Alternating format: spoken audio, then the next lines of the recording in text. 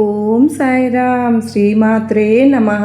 అమ్మ బిడ్డలందరికీ నమస్కారం ఫ్రెండ్స్. ఎలా ఉన్నారండి? ఏం చేస్తున్నారు? అందరూ బాగున్నారు కదూ?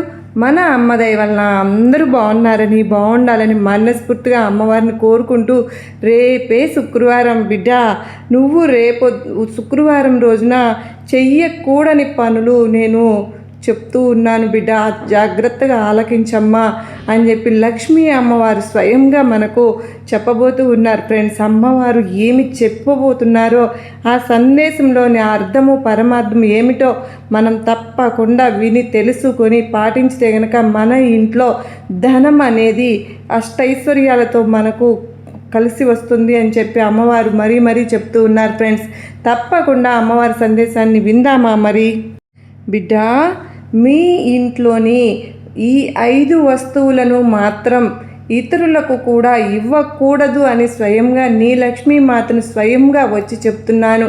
ఈ 5 వస్తువులు మీరు పొరపాటును ఎవరికైనా ఇస్తే గనక నీ ఇంట్లో నీ లక్ష్మీ తల్లి వెళ్ళిపోతుందమ్మా, మరియు మీ కుటుంబం సర్వనాశనం అయిపోతుంది. మరి ఏ వస్తువులు దానం చేయకూడదో నేను చెప్పబోతున్నాను. జాగ్రత్తగా విని తెలుసుకో బిడ్డ.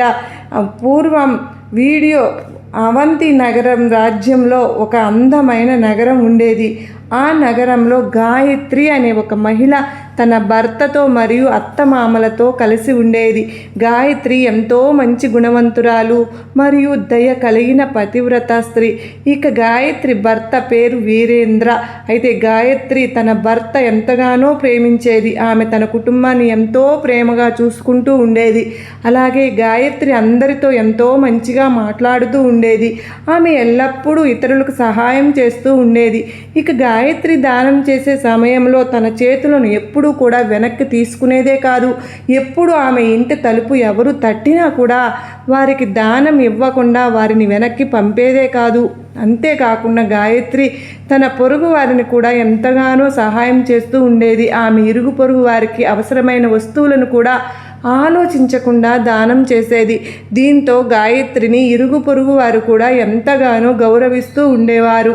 ఒకరోజు గాయత్రి భర్త ఇంట్లో దొంగలు పడి సంపాదనంతా దోచుకుని వెళ్ళిపోతారు. ఈ విషయం తెలిసిన గాయత్రి భర్త ఎంతో ఆందోళన పడి తన దుకాణానికి పరిగెత్తుకుంటూ వెళ్తారు. తన దుకాణంలోని వస్తువులన్నీ ఎవరో దోచుకుని వెళ్ళారని చూస్తాడు. దీంతో అతను ఎంతో విచారంగా మరియు నిరాశతో తన ఇంటికి తిరిగి వస్తాడు. ఆ తరువాత తన భర్తకు జరిగిందంతా భార్యకు చెప్తాడు. ఆ విషయం విని గాయత్రి కూడా చాలా బాధపడింది. ఆ తర్వాత గాయత్రి తన భర్తకు కంగారు పడకండి, ధైర్యంగా ఉండండి అని చెబుతుంది. ఎందుకంటే మన ఇంట్లో మనకు కావలసినంత డబ్బు ఉంది కదా, మీరు మళ్ళీ మన వ్యాపారాన్ని తిరిగి ప్రారంభించండి అని తన భర్తకు ధైర్యం చెప్పి తన ఇంట్లో పెట్టి తెరిచి చూసిన గాయత్రికి తన పెట్టి కూడా పూర్తిగా ఖాళీగా ఉంటుంది.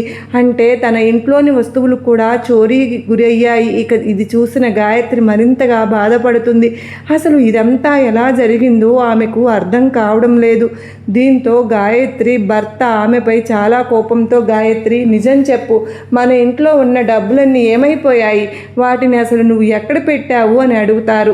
వెంటనే గాయత్రి, ఏమండి, నేను ఇంట్లోనే ఉన్నాను. అలాగే మీరు ఇచ్చిన డబ్బులన్నింటినీ కూడా నేను భద్రంగా పెట్టెలోనే దాచిపెట్టాను. కానీ వాటిని ఎవరు దొంగిలించారో నాకు కూడా తెలియదు. దయచేసి మీరు కోపం తెచ్చుకోకుండా ప్రశాంతంగా ఉండండి. మనకు వీలైనంత వరకు ఒక సమస్యకు త్వరగా పరిష్కారం అనేది దొరుకుతుంది. ఆ మాటలు విన్న వీరేంద్ర, మనకు ఎప్పుడు పరిష్కారం దొరుకుతుంది గాయత్రి, నువ్వు ఎందుకు ఇట్లా చెప్తూ ఉన్నావు, నాకు ఏం జరిగింది అని చెప్పి అంటాడు. దానితో గాయత్రి ఎప్పుడూ కూడా నువ్వు అంతే, నా మాట ఏమీ వినవు, అపరిచితులను ఇంటికి పిలిచి వారికి ఆహారం పెడుతూ ఉంటావు. అలాంటి అపరిచితులు ఇంటికి వస్తే దొంగతనం కాకుండా మరేంటి జరుగుతుంది? నువ్వే చెప్పు, నీ మంచితనం యొక్క ఫలితం ఇదేనా? నువ్వు ఇంటికి పిలిచిన అతిథుల్లో ఎవరో ఒకరు మన ఇంట్లో ఉన్న డబ్బు మొత్తాన్ని దొంగిలించారు అంటాడు వీరేంద్ర. ఆ తర్వాత గాయత్రి అత్తగారు, గాయత్రి, నువ్వు ఎప్పుడూ కూడా ఇరుగు పొరుగు వారికి ఇంట్లో ఉన్న వస్తువులను దానం చేస్తూనే ఉంటావు. మనకు వచ్చే సమస్య గురించి ఆలోచించకుండా అందరికీ సహాయం చేస్తావు. ఇలా దానం కోసం వచ్చిన వారే మన ఇంట్లో దొంగతనం చేశారు అంటుంది. ఇలా ఇంట్లో వారందరూ గాయత్రిని ఏదో ఒక విధంగా తిట్టడం మొదలుపెట్టారు. ఆ తరువాత మళ్ళీ గాయత్రి తన భర్త దగ్గరకు వెళ్ళి, ఏమండి, నేను నా నగల్లో కొన్నింటిని మన పొరుగింటి వారికి ఆపదలో ఉన్నప్పుడు ఇచ్చాను కనుక ఇప్పుడు మనకు సమస్యగా ఉంది, నేను వారి దగ్గరకు వెళ్ళి నా నగలను తీసుకుని వస్తాను, అప్పుడు మన సమస్య తీరుతుంది కదా అంటుంది. ఆ తర్వాత ఆమె తన పొరుగింటి వారి ఇంటికి వెళ్ళి చూస్తే అక్కడ ఎవరూ లేరు. అంటే ఆమె సహాయం చేసిన వారు ఆ ఇంటి నుంచి వెళ్ళిపోయారు. వాళ్ళు గాయత్రికి ఇవ్వవలసిన నగలతో సహా వారు వెళ్ళిపోయారు. దీంతో ఆమె ఎంతో బాధపడి నిరాశగా మళ్ళీ ఇంటికి వస్తుంది. ఆ తరువాత జరిగిందంతా కూడా తన భర్తకు చెబుతుంది. దీంతో గాయత్రి భర్త మళ్ళీ ఆమెపై తీవ్రంగా ఆగ్రహం వ్యక్తం చేస్తాడు. అంతేకాకుండా నీ అతి మంచితనం మరియు నీ మూర్ఖత్వం వల్లే మన ఇంట్లోని డబ్బు అంతా పోయింది, నీ దానం చేసే అలవాటు వల్లే మనకు ఈరోజు ఈ సమస్య వచ్చి పడింది, కనుక ఇక మీదట నువ్వు ఈ ఇంట్లో జీవించే హక్కును నువ్వు కోల్పోయావు, ఇప్పుడే నువ్వు ఈ ఇంటిని విడిచిపెట్టి వెళ్ళిపో అని చెప్తాడు. భర్త మాటలు విన్న గాయత్రి, ఏమండి, ఈ ప్రపంచంలో మీరు తప్ప నాకు ఎవరూ లేరు, మిమ్మల్ని వదిలి నేను ఎక్కడికి వెళ్తాను అని బాధగా అంటుంది. అప్పుడు వీరేంద్ర, నువ్వు ఎక్కడికైనా వెళ్ళిపో, కానీ ఇక మీదట మాత్రం నువ్వు ఈ ఇంట్లో ఉండడానికి వీలు లేదు, నీ వల్ల నా కుటుంబం అంతా సర్వనాశనం అయిపోయింది, నువ్వు ఇంకా ఇక్కడే ఉంటే ఇంట్లో ఉన్న మిగతావి కూడా నాశనం అయిపోతాయని అంటాడు. గాయత్రి మాత్రం, ఏమండి, దయచేసి ఈ విధంగా అనకండి, నేను ఎలాంటి నేరము చేయలేదు, మీరు లేకుండా నేను ఏ విధంగా బ్రతకగలను, దయచేసి నన్ను ఇంట్లో నుండి గెంటివేయకండి అని వేడుకుంటుంది. కానీ వీరేంద్ర మాత్రం ఆమె మాటలు అస్సలు వినడు. ఆమెను నిర్దాక్షిణ్యంగా ఇంటి నుంచి గెంటివేసి ఈ విధంగా అంటాడు, నువ్వు దయచేసి ఇంటి నుండి వెళ్ళిపో, ఇక మీదట ఎప్పుడూ కూడా మళ్ళీ ఇక్కడికి తిరిగి రావద్దు, అవసరమైతే ఏదైనా నదిలోకి వెళ్ళి చచ్చిపో, కానీ నువ్వు మాత్రం మళ్ళీ రావద్దు, నువ్వు ఇక మీదట నాతో పాటు కలిసి జీవించే హక్కును కోల్పోయావని చెబుతాడు.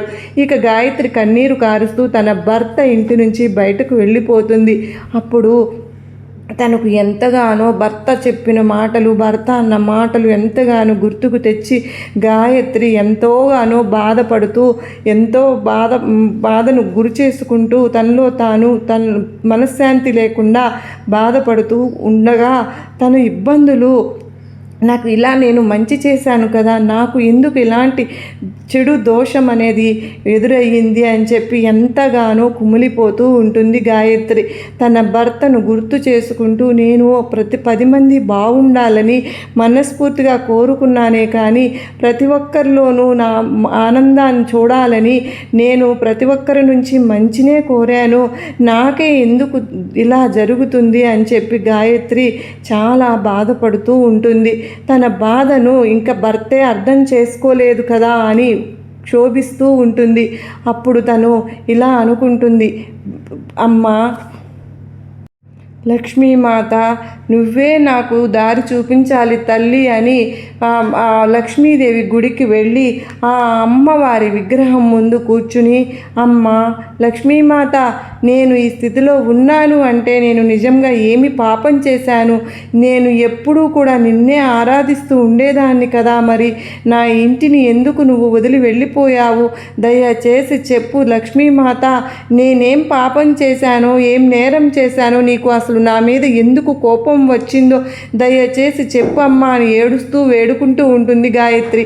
ఆ రోజంతా కూడా లక్ష్మీదేవి గుడిలోనే కూర్చుని ఆలోచిస్తూ ఏడుస్తూ, నా భర్త పరిస్థితికి నిజంగా నేనే కారణం, నాకు నిజంగా బ్రతికే హక్కు లేదు, ఈ విధంగా ఆలోచించి గాయత్రి తన జీవితాన్ని త్యజించడానికి దగ్గరలో ఉన్న నది వైపు వెళ్తూ, లక్ష్మీమాత, ఇప్పుడు నేను నిజంగానే నా ప్రాణాలు తీసుకోబోతున్నాను, అమ్మ లక్ష్మీదేవి, నా భక్తిలో ఏమైనా లోపాలు ఉంటే దయచేసి నన్ను క్షమించు, నా భర్త లేకున్నా నేను బ్రతకలేను, అందుకే ఈ నదిలో దూకి ప్రాణాలు విడవాలనుకుంటున్నానని చెప్పి గాయత్రి నదిలో దూకబోతూ ఉండగా ఆమె ఎదురుగా లక్ష్మీమాత ప్రత్యక్షమవుతుంది. ఆ తర్వాత లక్ష్మీమాత గాయత్రితో, నా ప్రియమైన భక్తురాలు గాయత్రి, నువ్వు ఏం చేస్తున్నావో ఆలోచించావా అని ప్రశ్నిస్తుంది. ఇక గాయత్రి కళ్ళు తెరిచి చూసిన వెంటనే ఆమె ఎదురుగా లక్ష్మీమాత ఉంటారు. ఆమెను చూసిన గాయత్రి చాలా ఆనందిస్తుంది. ఆ తర్వాత గాయత్రి, ఓ లక్ష్మీమాత, నన్ను దయచేసి క్షమించండి, నేను చేసిన పాపం నిజంగా పెద్ద పాపం చేయబోతున్నాను అంటూ అప్పుడు లక్ష్మీదేవి గాయత్రి, ప్రియమైన భక్తురాలా, ఓ మనిషి ఆత్మహత్య చేసుకోకూడదు, అది నిజంగా దేవుడిచ్చిన శరీరాన్ని నీ అంతట నువ్వే నాశనం చేసుకోకూడదు. అప్పుడు లక్ష్మీదేవి, ప్రియమైన గాయత్రి, నాకు అన్నీ తెలుసు, నీ భర్త నిన్ను ఎందుకు వదిలేశాడో కూడా నాకు తెలుసమ్మా, అయితే ఇదంతా కూడా నిజంగా నీ తప్పు వల్లే జరిగింది తల్లి, నువ్వు తెలియకుండానే నీ ఇంట్లోని కొన్ని వస్తువులను ఇతరులకు ఇతరులకు దానం చేశావు, దానివల్లే ఈరోజు నీ ఇంటిని నేను విడిచి వెళ్ళిపోవాల్సిన పరిస్థితి వచ్చింది అంటుంది లక్ష్మీదేవి. గాయత్రి అయితే తన ఇంట్లో నుండి కొన్ని వస్తువులను ఇతరులకు ఇస్తుందో అటువంటి మహిళ ఇంట్లో నేను ఉండలేను అంటుంది. లక్ష్మీదేవి మాటలు విన్న గాయత్రి, అమ్మ లక్ష్మీమాత దయచేసి నన్ను క్షమించు, ఆ వస్తువులు ఏమిటో నాకు తెలియదు, నేను ఏ వస్తువులను దానం చేయడం వల్ల మీరు నా ఇంటిని వదిలి వెళ్ళిపోయారో చెప్పండి అని అడుగుతుంది. అప్పుడు లక్ష్మీమాత, గాయత్రి నువ్వు నేను చెప్పబోయే వివరాలు శ్రద్ధగా విను. ఒక స్త్రీ ఇతరులకు ఇవ్వకూడని ఆ వస్తువులు ఏమిటో నేను నీకు చెబుతాను. వీటిని నువ్వు దానం చేయడం వల్ల నేను అటువంటి ఇంట్లో నుండి శాశ్వతంగా వెళ్ళిపోతాను. ఇక అటువంటి వాటిలో మొదటి వస్తువు ఉప్పు. ఉప్పు అసలు దానం చేయనేకూడదు. ఉప్పు దానం చేయడం వల్ల దాన్ని స్వీకరించే వ్యక్తి ఎప్పటికీ రుణపడి ఉంటాడు. అందుకే ఉప్పు తీసుకోకూడదు. ఉప్పు దానం చేస్తే అది శుభం కాదు. ఇక రెండవ వస్తువు చీపురు. చీపురు ఇల్లు శుభ్రం చేసే వస్తువుగా మాత్రమే కొంతమంది పరిగణిస్తారు, కానీ నిజానికి చీపురు లక్ష్మీదేవితో సమానం, అంటే నాతో సమానం. అందుకే అది ఎంతో విలువైన కలిగిన వస్తువు. చీపురుని ఇతరులకు దానం ఇవ్వడం అంటే మీ ఇంటిలోని లక్ష్మీదేవిని వారికి ఇస్తున్నట్లే లెక్క. ఇలా చేస్తే వారి ఇంట్లో ధనం నిలువ ఆర్థిక సమస్యలు వెంటాడుతాయి. మూడవ వస్తువు పదునైన వస్తువులు. కత్తి, కత్తెర, చాకు వంటి పదునైన వస్తువులు ఎప్పుడూ దానం చేయకూడదు. ఇవి అశుభకరమైనవిగా పరిగణిస్తారు. వీటిని దానం చేయడం వల్ల ఇతరులతో ఉన్న సంబంధాలు తెగిపోయే అవకాశం ఉంటుంది. ఇంట్లో గొడవలు జరిగే అవకాశం ఉంటుంది. చెడు శక్తులు ఇంట్లోకి ఆహ్వానించి స్వయంగా మీకు మీరే ఆపదలు తెచ్చుకొని వారు అవుతారు. అలాంటి ఆపదలు మీ ఇంట్లోకి ఆహ్వానించినట్లు అవుతుంది. కనుక ఈ వస్తువులు ఎప్పుడూ కూడా దానం చేయకూడదు. నాలుగవది దుస్తులు. ఎంతోమంది పేదలకు వస్త్రదానం చేస్తూ ఉండడం వల్ల చూస్తూనే ఉంటాము. ఇది మంచిదే, కానీ చిరిగిన పాత వస్తువులను, దుస్తువులను మాత్రం దానం చేయకూడదు. తప్పనిసరిగా కొత్త వస్త్రాలు మాత్రమే దానం చేయాలి. పాత వస్త్రాలు ఇవ్వడం వల్ల మేలు కంటే కీడే ఎక్కువ జరుగుతుంది. అలాగే చేతి రుమాలు కూడా దానం చేయకూడదు. అలా చేస్తే నేను ఆ ఇంట్లో నుంచి వెళ్ళిపోతాను. ఇక ఐదవ వస్తువు నువ్వుల నూనె. నువ్వులు, ఆవ నూనె పొరపాటును కూడా దానం చేయవద్దు. వీటిని కూడా దానం చేయడం వల్ల శనిదేవునికి కోపం వస్తుంది. అది మాత్రమే కాదు, మిగిలిపోయిన నూనె, పాడైపోయిన నూనె అస్సలు దానం చేయరాదు. ఇక చివరి వస్తువు ఆహారం. అన్నదానం చేయడం వల్ల చాలా పుణ్యం పొందుతారు, కానీ పాడైపోయిన ఆహారం మాత్రం ఇతరులకు పంచకూడదు. చెడిపోయిన ఆహారాన్ని దానం చేయడం వల్ల దురదృష్టం వెంటాడుతుంది.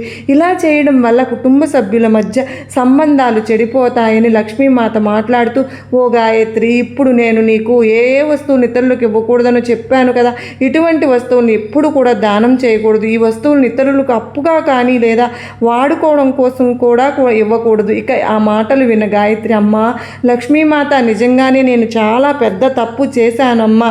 ఈ విషయాలు నాకు తెలియక ఏవి కూడా చేశాను తల్లి, ఘోర పాపమే చేశాను. ఏ విధంగా ప్రాయశ్చిత్తం చేసుకోవాలో చెప్పమ్మా అని లక్ష్మీదేవిని భక్తి శ్రద్ధలతో ప్రార్థిస్తుంది. అప్పుడు లక్ష్మీమాత మాట్లాడుతూ, నా ప్రియమైన భక్తురాల గాయత్రి, నువ్వు ఇప్పటికే చేయవలసిన ప్రాయశ్చిత్తం చేసుకున్నావు కనుక ఇప్పుడు తిరిగి నీ ఇంటికి వెళ్ళిపో. నీ సంపద అంతా కూడా నీతో పాటే తిరిగి వెనక్కి వచ్చేస్తుందని చెప్పి లక్ష్మీదేవి అంతర్ధానం అవుతుంది. అప్పుడు గాయత్రి కూడా తిరిగి తన ఇంటికి వెళ్తుంది. అప్పటికే ఆమె భర్త కూడా గాయత్రిని వెతుక్కుంటూ గాయత్రి దగ్గరకు వచ్చి ఆమెకు క్షమాపణలు చెప్పి, గాయత్రి, నా ప్రియమైన సతీమణి, నన్ను క్షమించు. నేను నిజంగా నిన్ను అనరాని మాటలు అన్నాను. నువ్వు నిజంగా మన ఇంటికి లక్ష్మీదేవి లాంటి దానివి. నువ్వు చేసిన పూజా ఫలితాల వల్లనే ఆ లక్ష్మీమాత తిరిగి మనల్ని అనుగ్రహించింది. మన సంపద అంతా కూడా తిరిగి పొందాము. మన సంపదను దోచుకున్నవారు ఆ సంపదను మనకు తిరిగి ఇచ్చేసి నాకు క్షమాపణలు కూడా చెప్పారు అన్నాడు వీరేంద్ర. ఆ మాటలు విన్న గాయత్రి చాలా సంతోషించి తన భర్తతో కలిసి తిరిగి తన ఇంటికి వెళ్ళి సంతోషంగా జీవించటం మొదలు పెడుతుంది. ఆ తరువాత నుండి గాయత్రి ఈ వస్తువులను మాత్రం ఎవరికీ దానంగా వాడుకోవడానికి కూడా ఇవ్వలేదు. చూశారు కదా ఫ్రెండ్స్, మనం దానం చేసే వస్తువులు ఏమిటో, ఆ వస్తువులు కూడా వల్ల ఏం జరుగుతుందో కూడా మనం ఈ వస్తువులు దానం చేయడం వల్ల లక్ష్మీమాత అనుగ్రహాన్ని ఎలా కోల్పోతామో ఈ కథ ద్వారా అమ్మవారు మనకు చక్కని ఆ సందేశాన్ని అందించారు కదూ. మరి ఈ సందేశం మనందరికీ కూడా నచ్చింది కదూ. మనకు లక్ష్మీమాత ద్వారా చాలా చక్కని విషయాలు తెలుసుకున్నాం కదూ. మన జీవితంలో ఈ 5 వస్తువులను కూడా ఎప్పుడు ఇట్లాంటి దానం అనేది చేయకుండా మనకు అమ్మవారు ముందుగానే సూచనప్రాయంగా రేపే బిడ్డ శుక్రవారం, ఈ శుక్రవారం రోజున నువ్వు ఈ 5 వస్తువులు మాత్రం ఎవ్వరికీ దానం ఇవ్వకమ్మా అని అమ్మవారు అత్యద్భుతమైన సందేశం మన అందరికీ కూడా అందించారు కదూ. ఈ సందేశం మనందరికీ నమ్మకాన్ని, ధైర్యాన్ని కలిగించింది కదూ, నచ్చింది కదూ.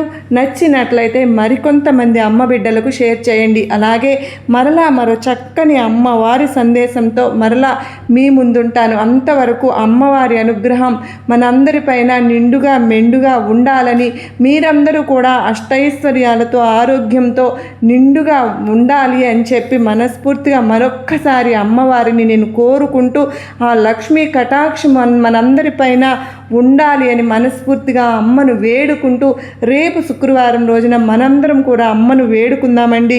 మరి మరలా చక్కని వీడియోతో కలుసుకుంటాను. అంతవరకు అందరూ బాగుండాలి, అందరిలో నేను ఉండాలి. జై శ్రీమాత్రే నమః. సర్వే జన సుఖినో భవంతు.